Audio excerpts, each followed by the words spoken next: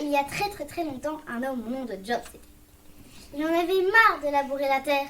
Un jour, il annonça à César, sa femme, « Je vais louer mes terres à un marchand de chevaux. Et me faire un marchand de chevaux. Je gagnerai plus d'argent et me ferai moins de mal. » Oh, tu es sûr que tu es bon pour les affaires? Moi, pas bon pour les affaires. J'attends des liques. Pour me rouler, il faudra se lever tôt. Mais pour les autres, ça, je saurais faire.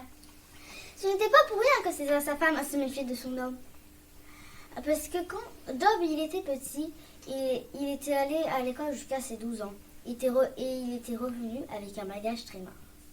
Un jour, un tuteur lui demanda « Qu'est-ce que c'est que cet oiseau, Job ?»« Une merde, monsieur. »« Non, un merde. »« Monsieur, vous avez de bons œufs ?» Et un autre jour, Job, il a voulu apprendre à Job à compter avec des œufs. 1, 9, 2, 9, 3, 9. Non, 3 œufs. 4, 9, 6, 5, 9, 7, 9. Non, 7 œufs quand même, Job. 8, 9, 9, trèfles, 10 trèfles. Non, 10 œufs quand même. 10 œufs, 11 œufs, 12 trèfles. Non, 12 œufs. 12 œufs. Et un autre jour, Job alla à la gare pour avoir un billet pour l'oncle marié. Il demande à celui-là qui contrôlait la gare.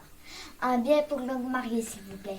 Qui est l'oncle marié? L'oncle marié fait rien, l'oncle marié plus années, l'oncle marié fait rien. Ce n'est pas grave, mon oncle viendra me chercher. D'accord. Mais de toute façon, tout ça, c'était le passé. Depuis ce jour, il s'était mis en route pour être marchand de chevaux. Et en commençant un peu le boulot, c'était un peu prometteur. Mais il avait gagné assez d'argent pour s'acheter à manger et s'acheter une chèvre et un cheval. Et en revenant chez lui pour annoncer à sa femme qu'il avait acheté une toute nouvelle chèvre et un cheval. Mais sauf qu'une vieille dame traînait sa canouille sur le pas de sa porte. Je vois que votre chèvre perd du lait. Comment ça, la chèvre perd du lait? Job demande à la vieille dame qui devait se connaître mieux que lui. Vous avez qu'à aller acheter une clochette, 3e maison à droite, faire là-bas. Merci beaucoup. De rien. D'ailleurs, le maréchal, c'était le fils de la vieille dame. Donc, il part pour aller acheter la clochette chez le maréchal. Il attache au cou de la chèvre et repart sur le chemin pour rentrer chez lui. Et pourtant que les enfants sortaient de l'école se moquaient de lui. Il faut aller un samedi soir pour revenir de la foire en marchant à côté de son cheval. Cessez de rire, petit vaurien. Comment voulez-vous que je monte sur le dos de mon cheval si je ne peux pas tenir ma chèvre? Vous avez qu'à accrocher la chèvre à la queue de votre cheval. Bonne idée, je n'y avais pas pensé. Donc, Job accroche la chèvre à la queue de son cheval et monte sur le dos de son cheval et repartit fièrement. Et pendant qu'il est reparti, la clochette de la chèvre fait beaucoup de bruit pendant qu'un trio de voleurs était caché dans les buissons.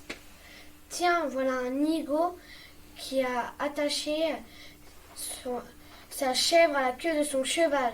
Je lui volerai bien sa chèvre. Et moi, ses vêtements. Et moi, son cheval. Pendant que indiscrètement un des voleurs décroche la chèvre de la queue du cheval est reparti discrètement dans la forêt. Et pendant qu'un autre lui dit « Oh là, marchand, mais est-ce à la mode d'accrocher une clochette à la queue de son cheval ?»« Non, pourquoi ?»« Parce que vous avez accroché à la vôtre, tiens. » Job se retourne et voilà que sa chèvre n'était plus là. « Satan d'Élie, où est donc ma chèvre ?» On lui avait volé une bique. On vous a volé une chèvre avec de longues cornes et un pelage blanc. Tout juste. Je l'ai vu passer vers la forêt là-bas. Auriez-vous la bonté de me tenir mon cheval, s'il vous plaît?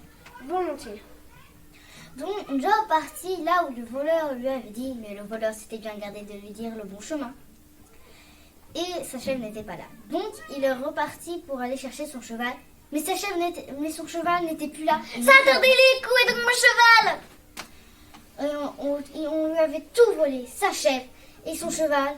Il était triste. Donc il a voulu repartir chez lui tristement, mais en voyant un chemin à côté, il voit un homme à côté d'un puits, main dans la tête. Ma bourse est tombée dans ce puits. Je suis fauchée. Je n'ai plus qu'à aller me pendre. Pourquoi voudriez-vous vous prendre? Bah, ma bourse est tombée dans le puits. Je n'ai plus rien. Que faites-vous Qu'est-ce que vous allez faire pour celui qui ira vous la chercher? Je lui donnerai la moitié de ma bourse. Tout juste. Don Job était volontaire pour aller chercher la bourse qui était dans le puits. Donc il se déshabille rapidement et descend dans le puits. Mais la bourse n'était pas là, il n'y avait que de l'eau. Mais sauf qu'il a voulu remonter, mais l'homme n'était plus là. Il lui avait volé ses affaires. Donc il attendit pendant un bon moment jusqu'à qu'une bonne femme vienne le décoincer. Et depuis ça, il est resté un bon moment dans le lit.